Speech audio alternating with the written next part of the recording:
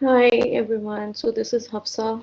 I hope you guys can hear me. Can every one of you raise your hands if you guys can hear me?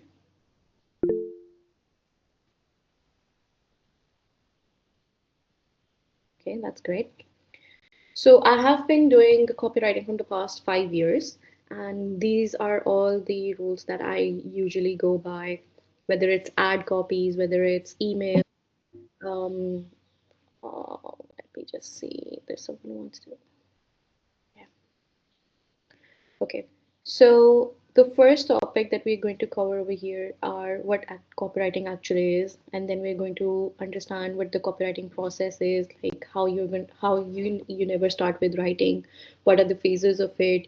Then we will build the foundations, like the core foundations of all the copies, the message pyramid, frameworks, and the segmentation, how you take one email from segment message to offer, and then the multiple writing channels like specific copies, cold emails, website landing pages, social copies, and then like the editing tech checklist, like how you can which ones are the ones that really work. Okay, and then comes the golden rules and the final exercise for the workshop. Okay. So, copywriting is really not about, like, some of us think that copywriting is all about, adding as much word as possible, because we do not have the framework, the specific frameworks that we should be following, what types of words we should be using. So it's about, engineering decisions. Like every line has one job to, and that is to move the reader closer to taking an action, whether it's anything, clicking a reply, a book, like buying a book, buying anything, or just book a call, or building a trust. So the test is really simple. If you think that your copy does not push the reader forward, it's simply just decoration, and we need to avoid all that. So copywriting is basically, it's like applying psychology in words and making the other person feel like it's written for them. It's like we are actually saying, like how we have our family members, right? All of us has like a husband or a wife or children, or our friends or everything, and we know every single thing about them. So we have to understand that we need to write to our prospects in a way that they actually, like, we know them so well, like how we know our family members or our friends. So the understanding should be so much that if they feel like, yes, this is written for us. So it's understanding why people act and making the yes feel natural. For example, if I went to my mother and I went like, and I knew she has a knee pain, and I went to her like, I've seen you have been having knee pain from the past 6 months. So I believe that this oil will help, and how the process of that oil or anything will apply to you, and it will help you get better. Then obviously she'll be drive to actually try it once. She'll be like all in, like, yes, if I can move around happily without pain, that I really want to do it. So this is what your copywriting should have. So it's understanding people act and making the yes feel natural. Just a minute, someone's requesting it to be in. Okay, let me see, who is it? Okay, anyone else? I can't see who is requesting to be in. Yeah. Oh,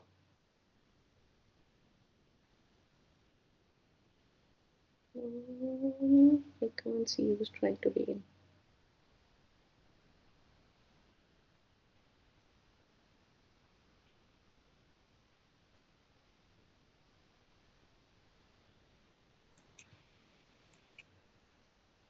Let me just open the access then. Okay. So sorry for the inconvenience. Okay. So what's the first thing that you have to do as a copywriter or any writer? This goes for any writer that you have right now, okay? If you are a writer or a copywriter or anything, you need to know that everything is behind research. You need to research 60%, or I believe 60% of, or 70% of your time should go in copyright, in research. Okay, you can only create good copy, you can only uncover the real truth when you're all when you know what the pain point is, what they do, what they're doing every day. So your audience is already telling all of you that already. Most of the us, you can, for example, when you're writing a clay prompt, when you're writing copywriting, you can research about what their role has been in the company, how long have they been in the company, what the company does, how many people are there, how many people are actually related to the decision maker you're trying to reach out to, how many people report under them, who are the people who report under them, or if you are not if you're not going with, if you're not trying to find the relevant pain points. So what I usually do is I go to Reddit. For example, if I want to know what pain points do my customers have if they need workflow automation. Like, for example, everyone's doing automation, right? We all know that, most of us know that how automation works, how you can automate the whole process and everything. So how can you know what pain points are they actually feeling in a specific industry?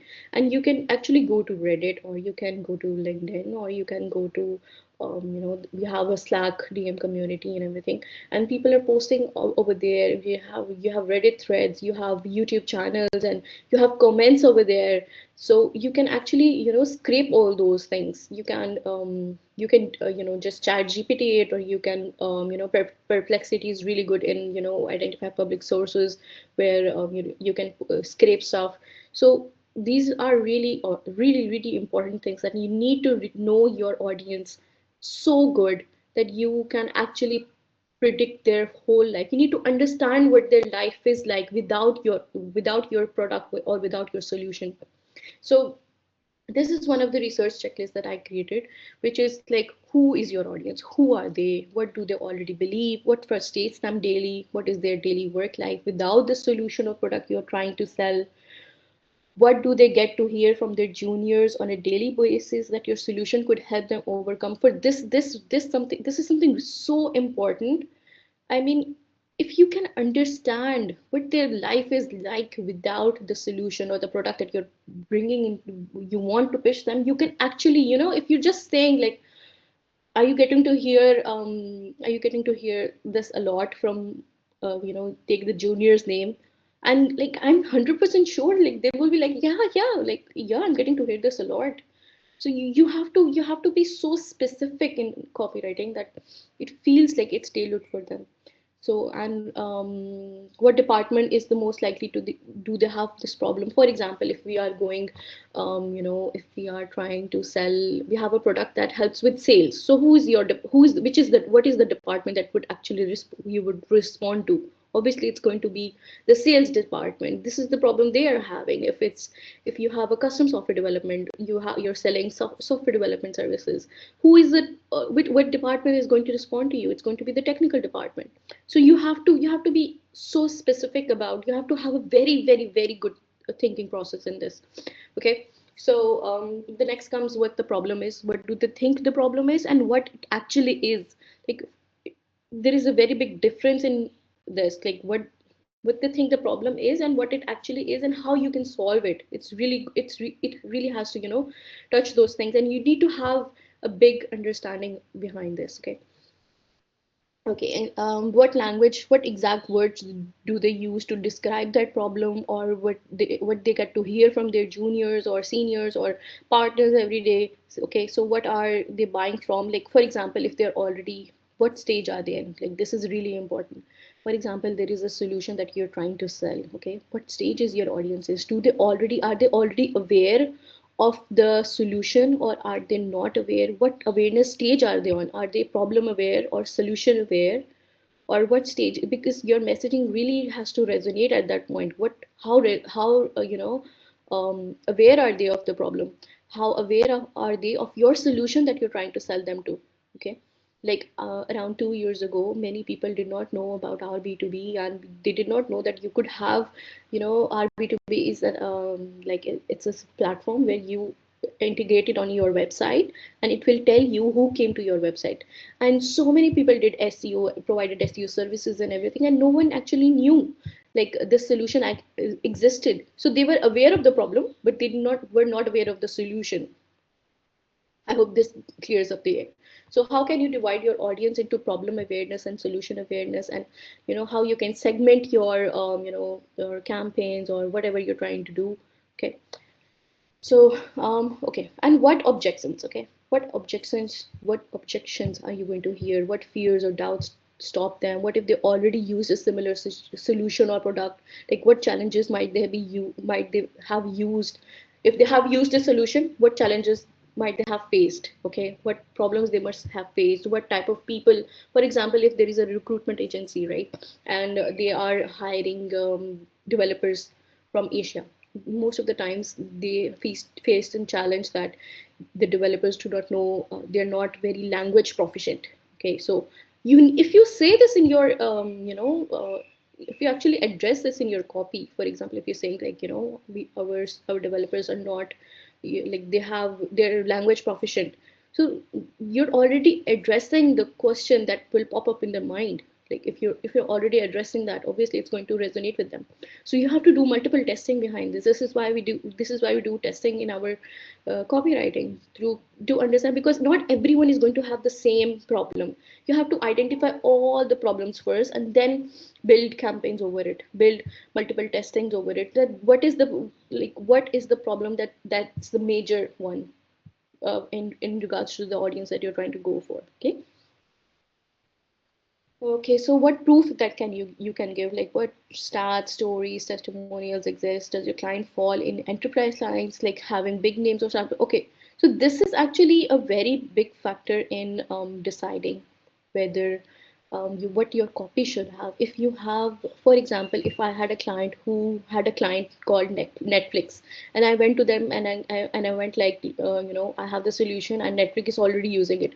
I don't need to do anything in my copy, and like I will have a response from them, because like I have Netflix on my campaign. But if I don't have, if I'm working with a startup and they don't have really good names where they're working on, then I have to actually build trust with them. I'll have to tell them what's really what my product is, why they need to come. I have to make sure that they understand and I address their need.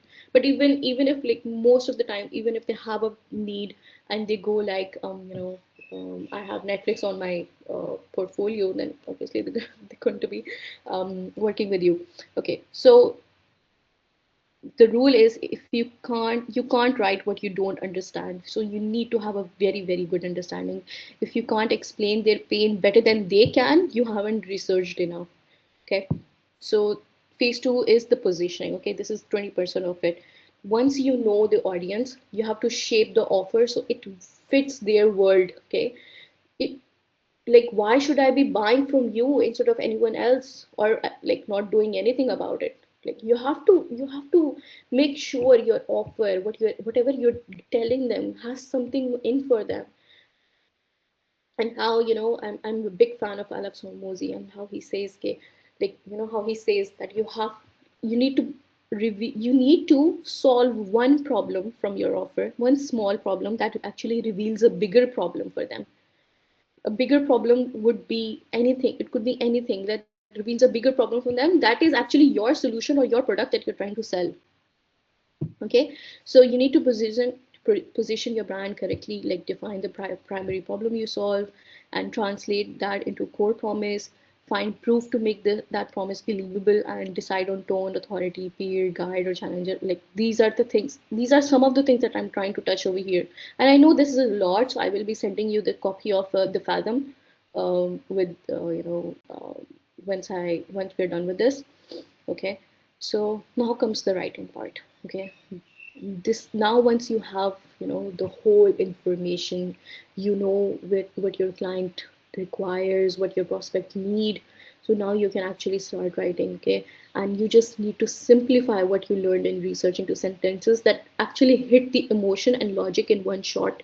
For example, if I went to my mother and I said, I know that your kneecap has a defibrillator or something, and trying to use very big words which she's not even going to understand, then how am I supposed to convert her if I'm not even speaking if I'm not simplifying the language, if I'm not speaking to her, to what hits her emotions. If I go like, you can actually start running around in the house, you won't be as the pain, you won't have as this much pain like what you're experiencing right now, then I'm sure that she'll be like, okay, let's try this. So this is the type of understanding that you need to develop, and the type of simplicity you need to add in your copies. Okay. So example, one of the examples is frustrated with missed deadlines.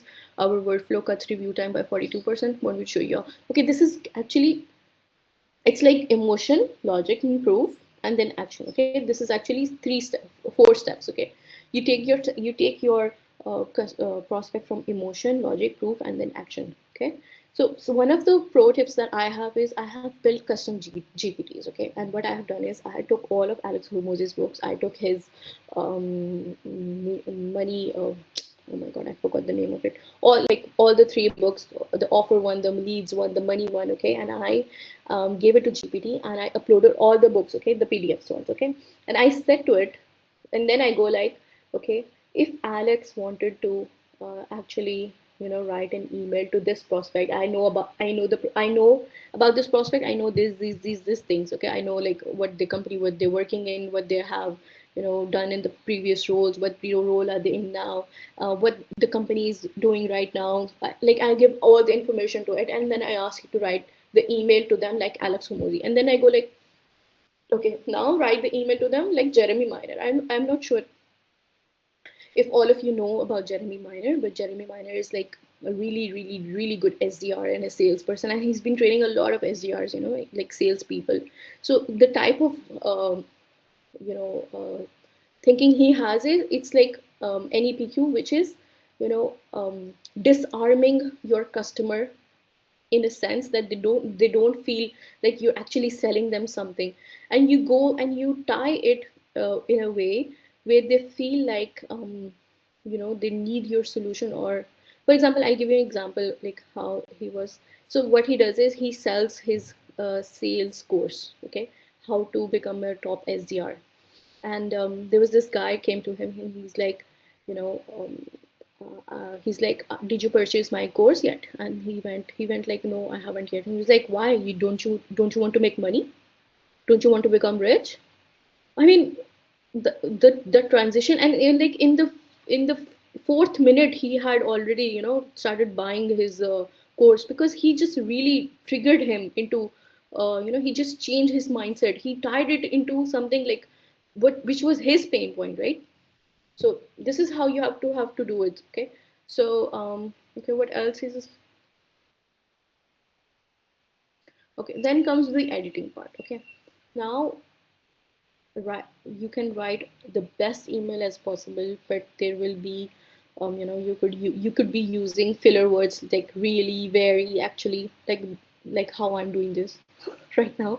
Okay, and you need to delete the adjectives. You have to add, it should be data backed. Okay, not necessarily, but for products, yes, but services, not really, because the services, the type of emails you're writing for a product based, a SaaS solution company, or and the type of emails you're writing for a service based company is very different. Okay, so you need to see what type of things that actually matter that you need to write. For example, I have seen in the B2B SaaS, if you're writing for in the B2B SaaS, right, it's much better to define the process of how a thing, how the platform is helpful for them, what it actually does. Okay, and for services related, I have seen how, if you describe what type of thing that you can eliminate, help them eliminate, or overcome the challenge, very beneficial. Okay. Okay. So now we come to the four foundations of all copy. Okay.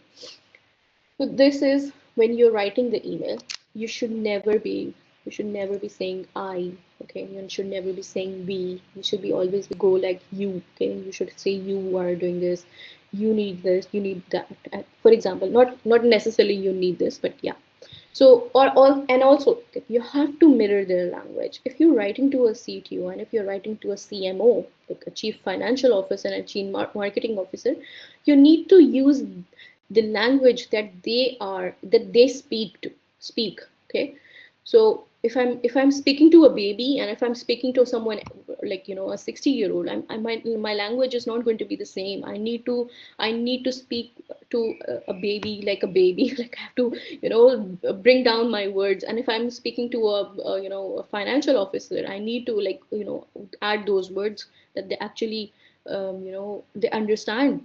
So but not making it complex. We do not want to make our copies complex, because like Gmail and Google workspaces and Outlook, and they're always sitting there too.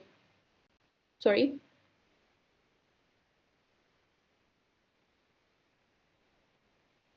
um okay. Okay.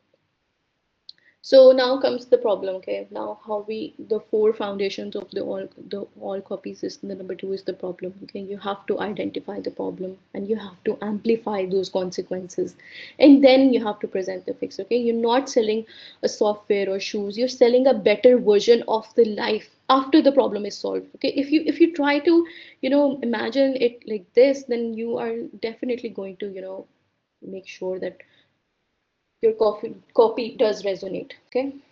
Okay, now comes the like how you can add the solution part. Okay, this is where your brand enters. Okay, it's a tool or a service. It's you don't have to. You're never supposed to present it as a hero. Okay, your audience is your hero. You have to always present that you are the best, but not me. I'm just here trying to make your life much easier. And if you understand what their work life is, what their like how I said before, like if you understand what they get to hear every day in terms of the challenge that you're face that you're solving, then your copy is really going to resonate. Okay, so and then comes the proof. Okay, nobody believes claims anymore. Like if you say trusted by many, or if you're just adding words where you're not actually saying. For example, most of the campaigns that perform really well are lookalike campaigns.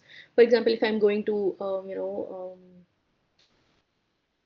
to Nike and go like I have Adidas, so they are same they're a same brand, right? So they'll be more likely to listen to me. Then comes I'll just take a minute break.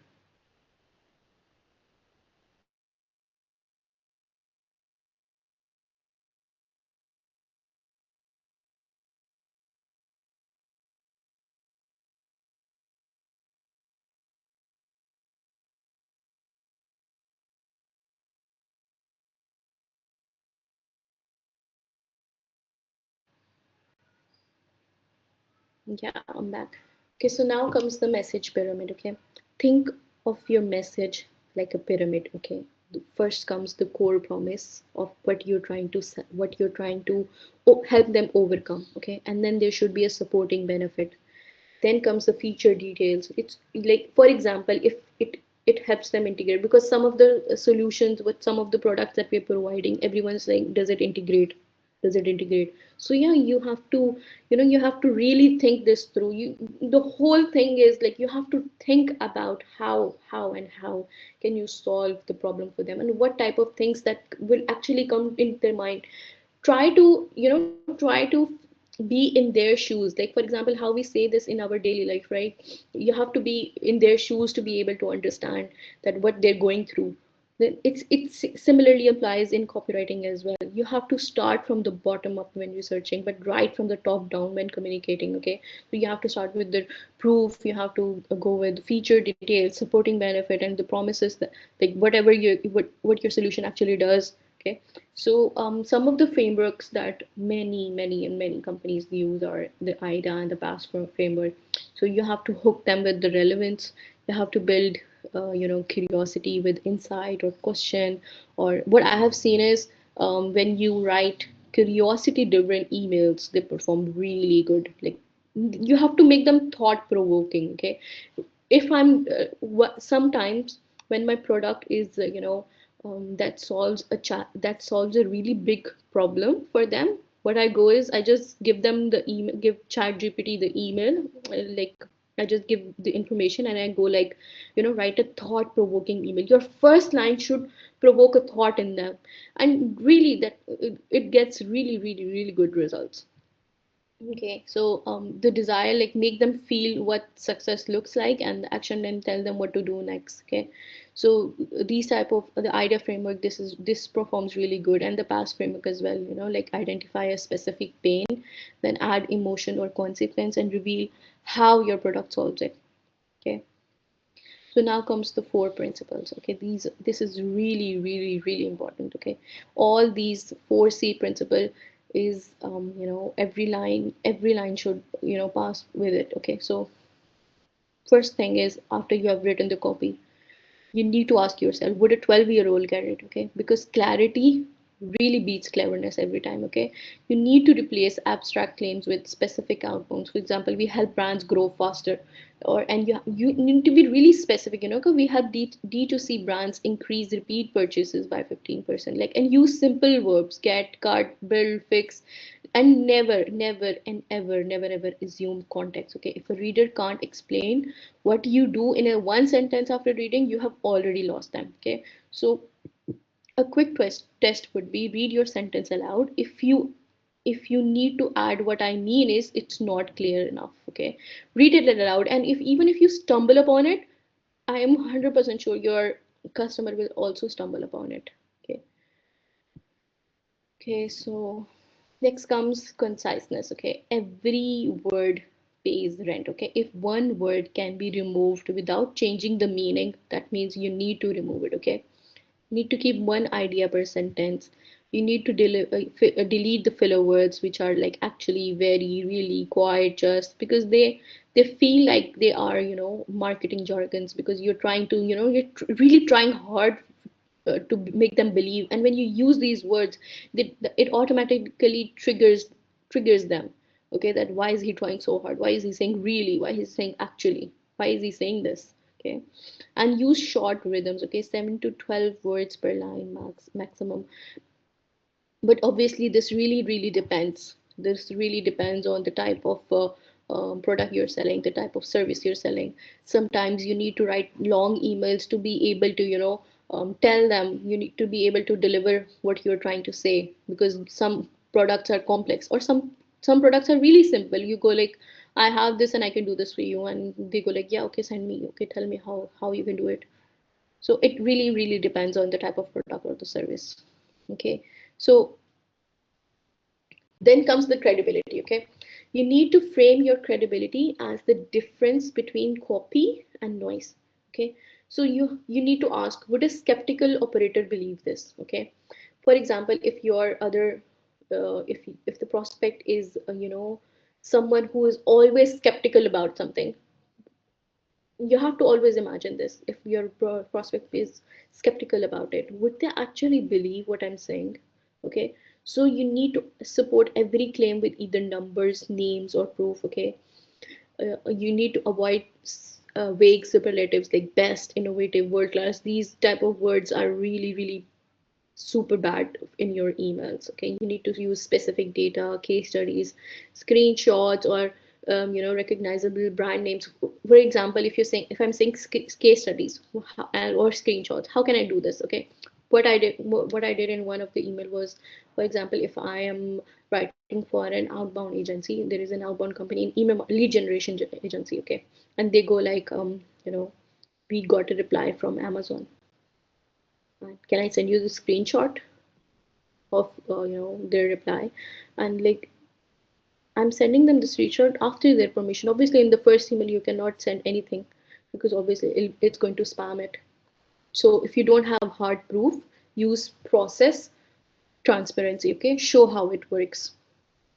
Then comes, how conversational is it? Okay, would you say it out loud? Like, good copy sounds like a smart peer, not a marketer. Okay, write like you talk on a Zoom call, professional, not robotic. Avoid corporate tones, just like synergize, enable, solutioning. Use natural pauses and contractions, like you are, they are. It's like, it's better to use it like this rather than say you are, they are, it is.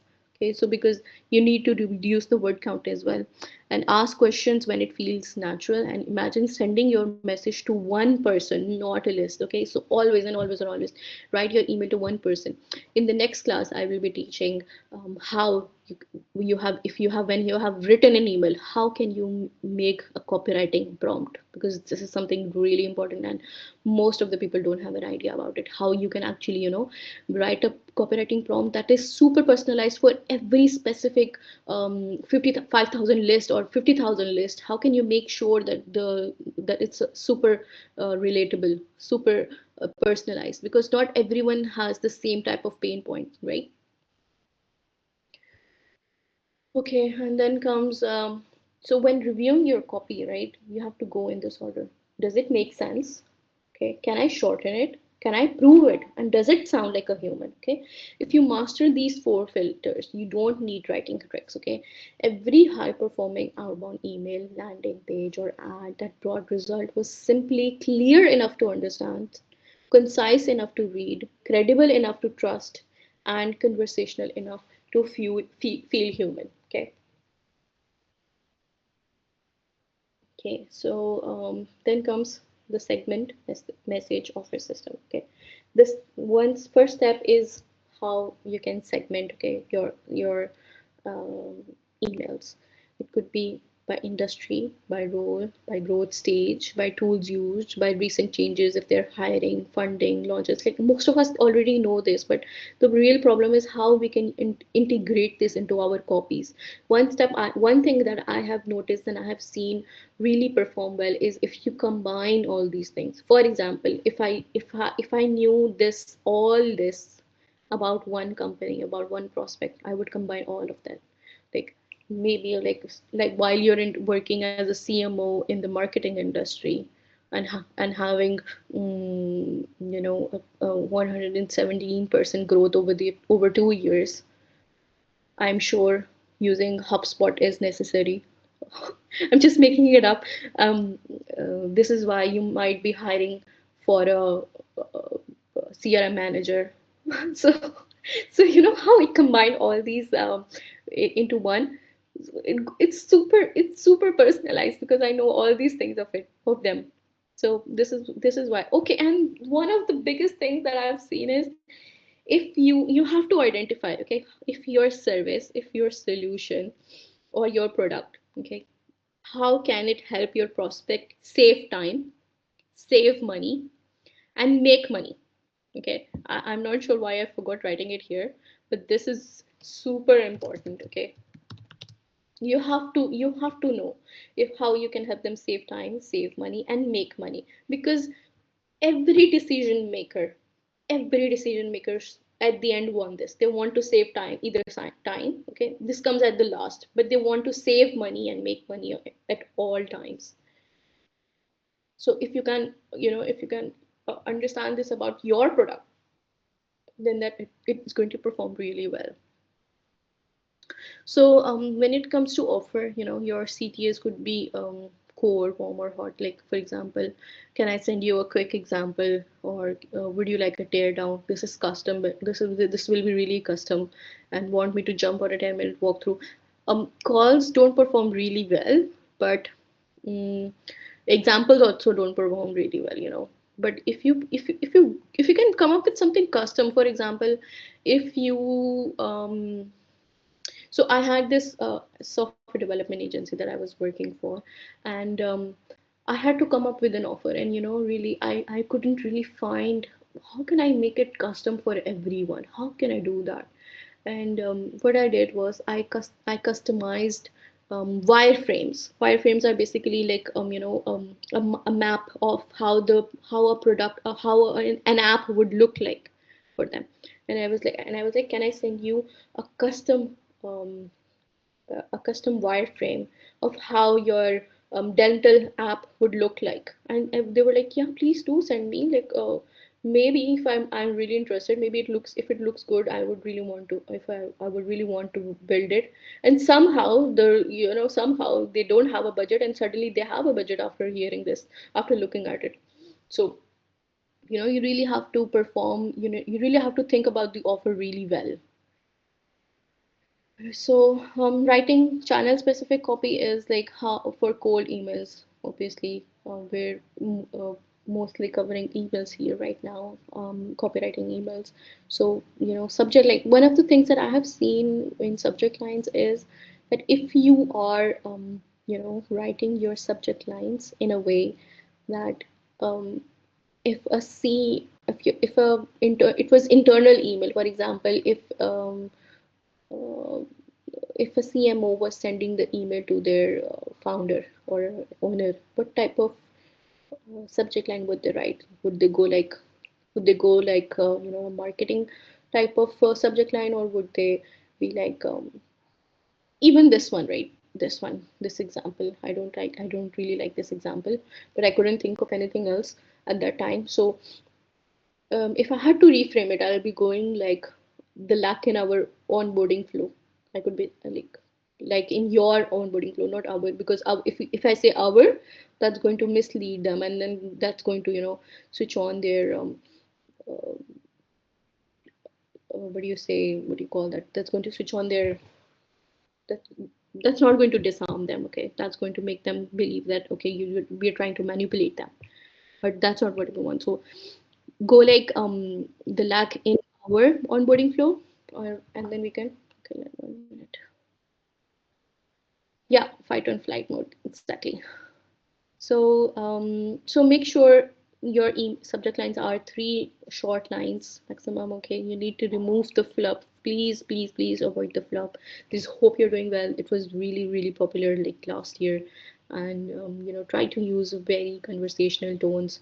The more the conversational you are, and try to read it in your mind, like when you have written an email, when you're writing, when you're strategizing, read the email in your mind. Only then you can make sure the prompt you're giving in clay is really good and good enough to actually write super specific emails.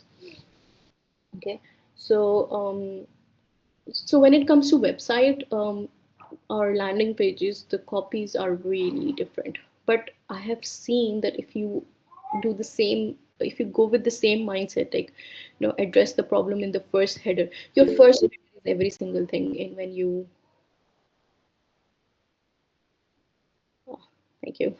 So your first header is really the same thing.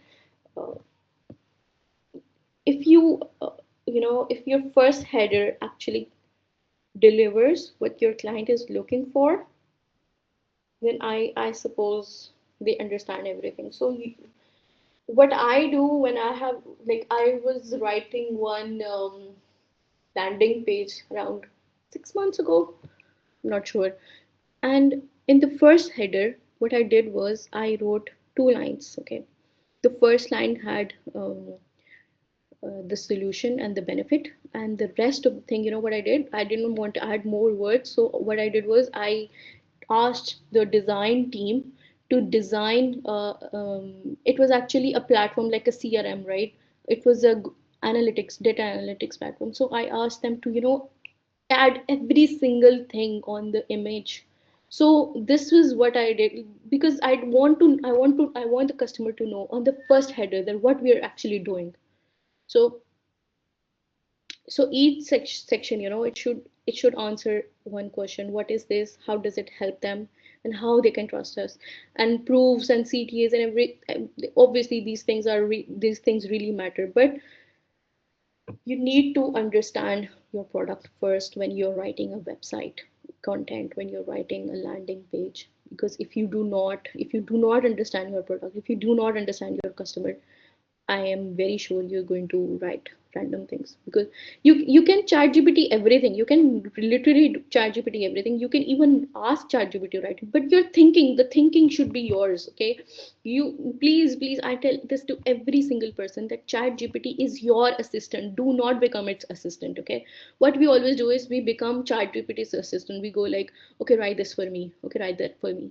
But you're not, just tell it you're thinking, tell it go like, okay, I'm trying to reach out to a CMO, and I want to tell them this and this and this, and I want to make sure that this is happening with them, and this is why they should be speaking to me. And then write the email in the same style that I'm trying to tell you everything. And to be honest, it will write, like, take it as your assistant, ChatGPT or Claude or anything, but do not become its assistant. Okay. So I suppose I'm not going to speak so much about social copies and landing pages, because it's been long I have written these. So okay, so this comes where the editing checklist is, okay, for any type of copy. So you have to ask yourself, does this line move the story forward? Okay, do you have to cut the dead weight? Okay, because not everything that is that you feel like is relevant is supposed to be relevant. If it's not relevant, just cut it off. Okay, so is the reader the hero? So you need to shift from we to you. So is the value clear in 5 seconds?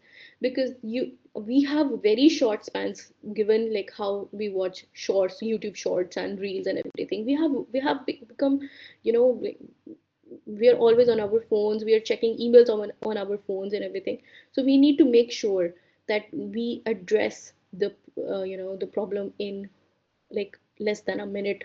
We address the email. So we have to grab their attention. And how do you grab their attention? When you actually say things that actually matter to them. Mm, I will answer all the questions a bit later. Just uh, almost, I think I'm almost at the end. Okay. So testing and iteration. Okay.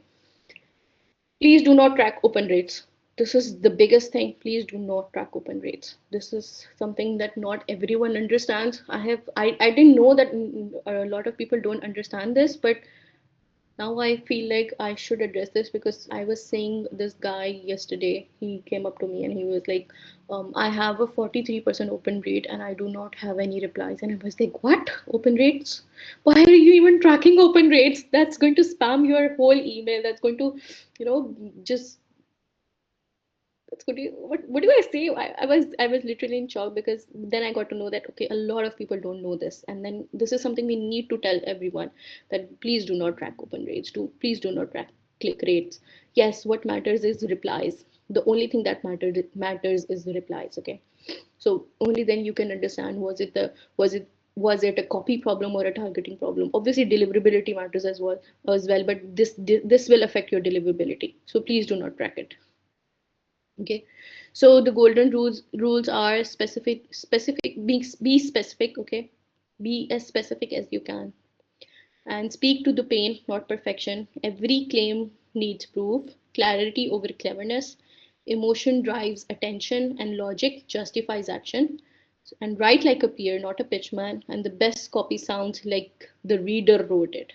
Okay. So this is one of the exercise that I thought that would be beneficial if we all did it, and you guys could send it to me, and I could give you feedback. It's okay. I have a lot of you have joined, but I really believe that I would love to actually provide real feedback to all of you.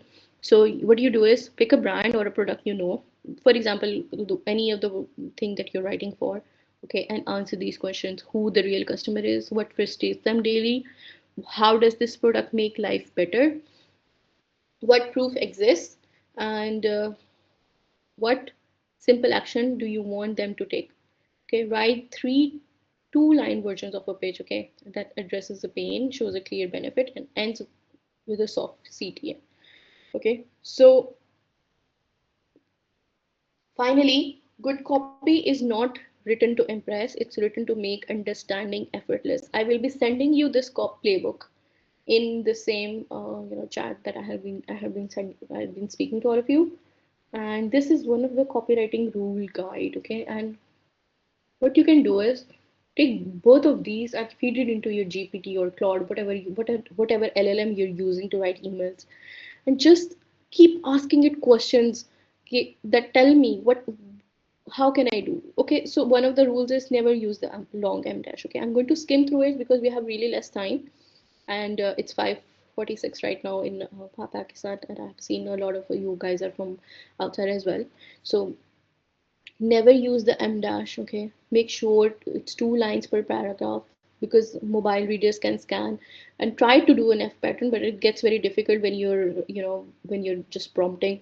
So there should be no fixed word count. Okay, write short or long emails. They both work, but your message has to be very clear. Okay, and it should be value driven.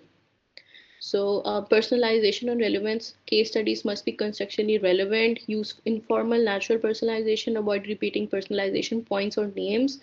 Write at a 10-year-old meeting reading level. Avoid jargons. Core idea must be unmistakably clear. What I'll do is I'll just send this through, and you guys can skim ask me questions whenever you want. So now I am open to questions, and I would like you all to tell me, because we have 11 minutes left, and I'm not sure everyone, all of you have so much time. If you do, I'll send a meet link again.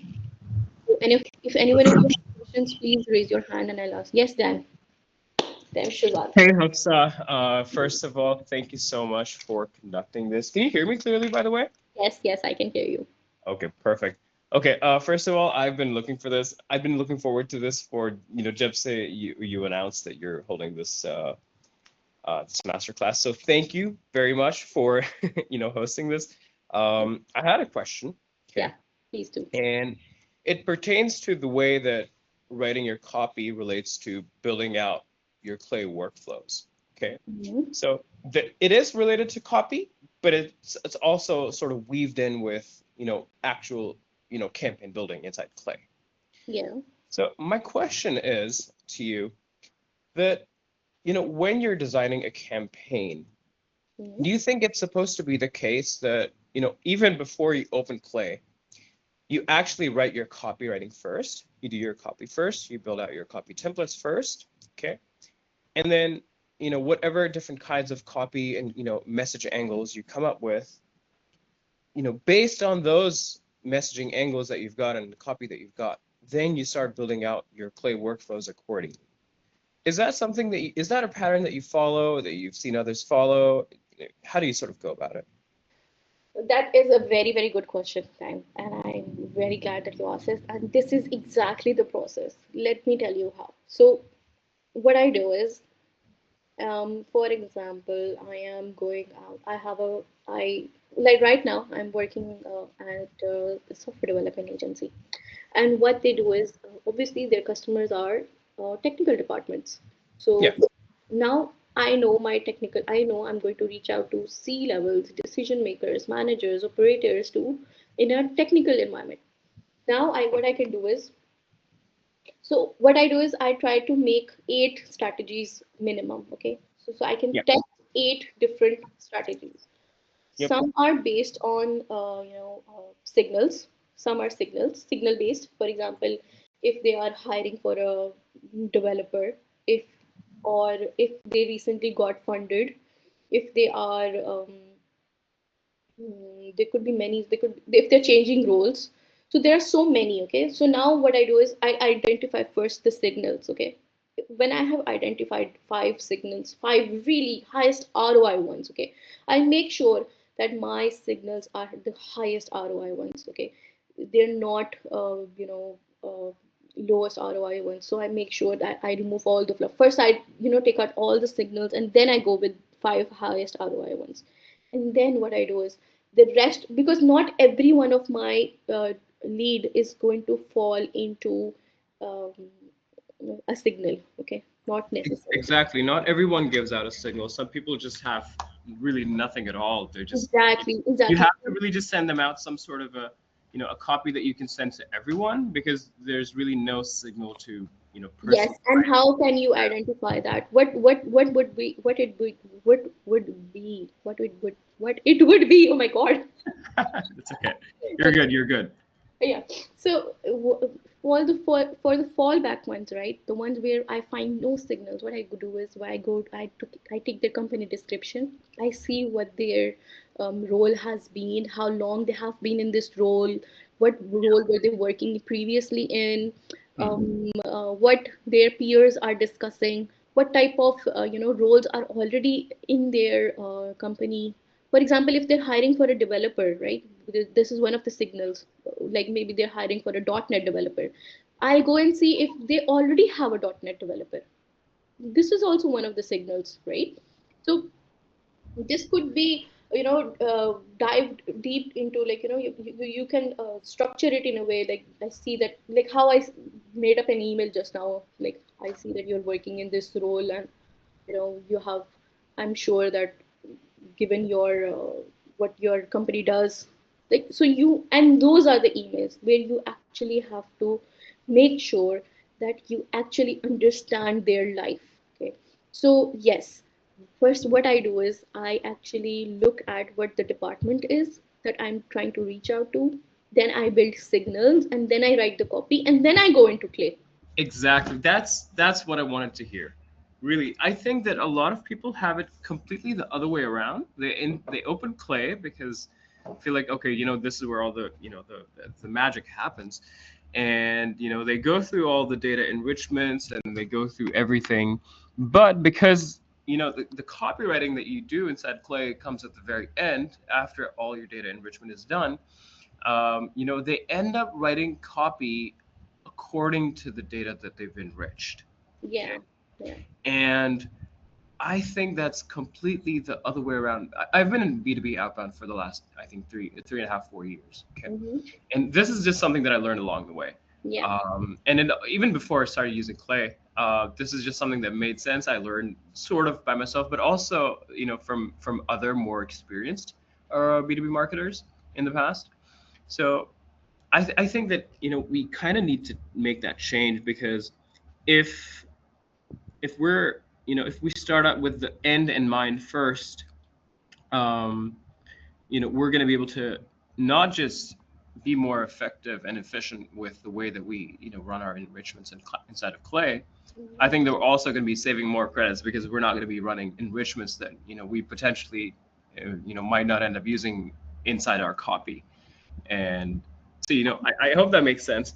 But yeah, I completely agree with you, and I'm glad that you sort of approved this sort of systematic approach. Yeah, so I'm sending in another meet link, and I please recommend all of you to join those, because I'm really open to questions for the next 1 hour, and I can see there are so many questions that you all have sent. So I've sent it in the group chat in this exact. Also, please, can you all send your questions in over there? Yeah, I'm joining the other one. Yeah, sure, please. So okay, I think I'll have to open the access over there. So anyone else who has questions, please ask.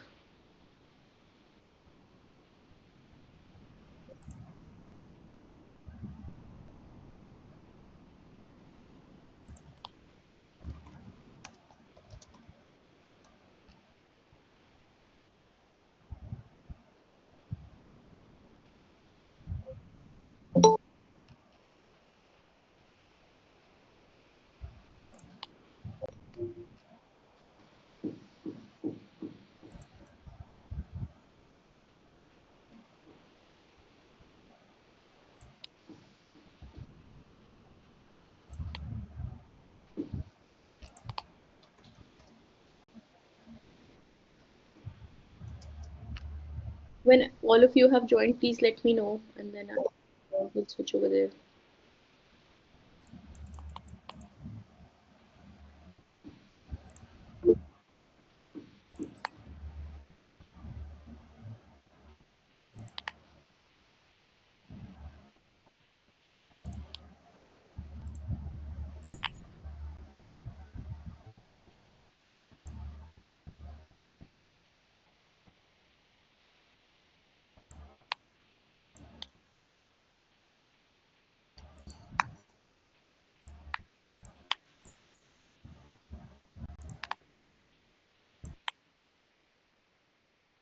Have all of you joined? Can you raise your hands, please?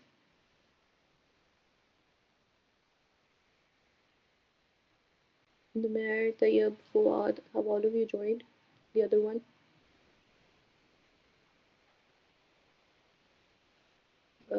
Everyone who has joined recently, can you all please join the other link that I have just shared?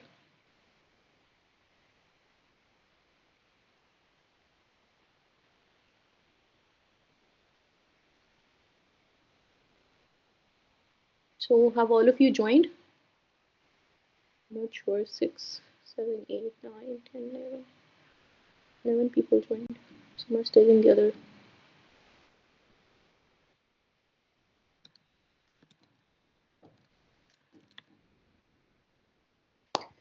Can you raise your hands, please? If all of you have joined, I'm going to leave this.